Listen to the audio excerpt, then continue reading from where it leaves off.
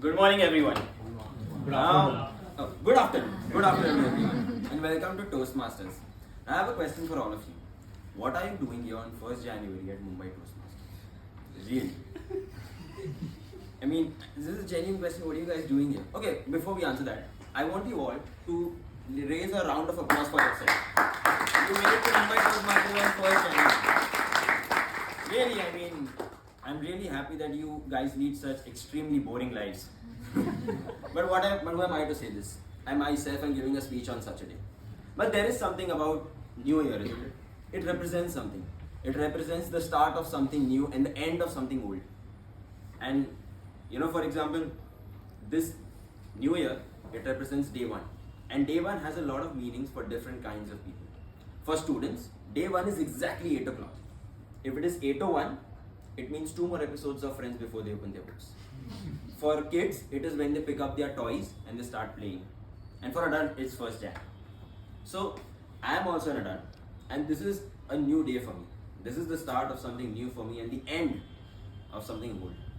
Now, this end might seem sad. Ends always seem sad. But they're really not. Because every time something ends, you learn something new. And I'd like to share some of the things that I've learned this year with you. Now, when I was growing up, I was a good boy. I was an obedient kid, an innocent kid. And obviously, I've remained the same. And in doing so, I've always followed the path that society has laid out. School, college, not going outside much. I did everything I was expected to do. Not more, not less. And to say that my idea of rebellion was to have lunch at McDonald's and not at home without telling my mother. That was my idea of rebellion. But still, I somehow followed up. But all of this changed last year when I got a chance to visit New York. Last year I visited New York and I traveled the entire country and the entire city of New York alone. I sat alone, I traveled alone, I ate alone, I did everything on my own. And after spending 2 good weeks there, I had a stark realization. I realized that despite the fact that America offers a far better everyday life than Mumbai does right now, or perhaps ever will in the next decade or so, I still wouldn't want to live there for one sole reason.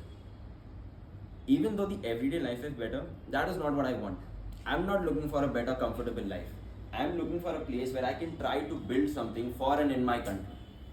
I don't know if I'm even remotely capable of something like this, but it would be a crime if I wouldn't even try. So, I decided to not go abroad, which was the path society laid for me. All my friends went there, and I didn't. And I'm really glad I'm off the well-worn path. Now, my friends in the month of August decided to go to America for their own reason. And in that entire month, 20 of my friends went to US in the span of 15 days. So I was going to the airport almost once, sometimes even twice a day. All of us would pile up in a car. We would drive to the airport and we'd drop one of them. And we'd come back home. When in the ride, we would just make most of it. We would crack jokes. We would reminisce about the good times during when we were in college and in COVID. And we would count who owes more money to the canteen guy. But either way, we kept doing this. And after some time, the problem that happened was that as the number of people started to go, the car started to shrink.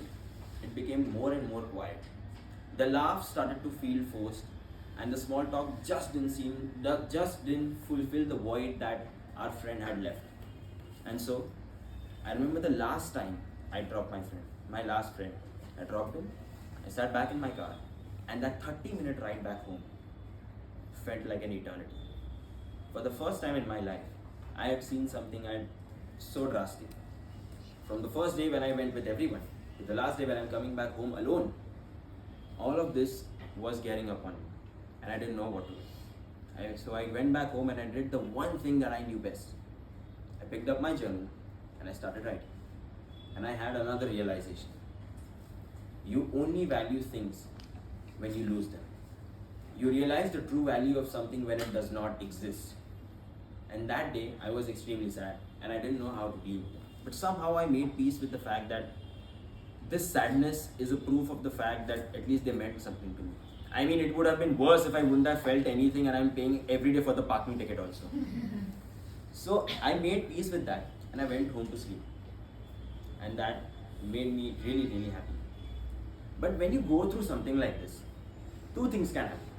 One, you become extremely sad and you do all kinds of stupid things. You start drinking, you start reading Chetan Bhagat books, you start listening to Taylor Swift, anything can happen.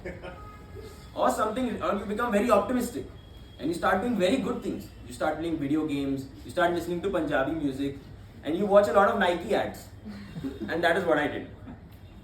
In January of last year, I saw an ad which said, if greatness doesn't come knocking on your door, then you go knocking on its. And that is what I did.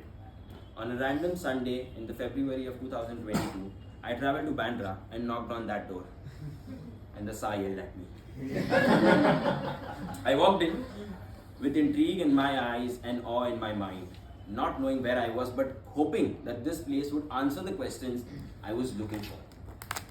I walked in, sat at the end, and I've spent an amazing 1 year now. And in this 1 year, I've learned a lot. I've learned how to give speeches, how to make mistakes, how to learn from them.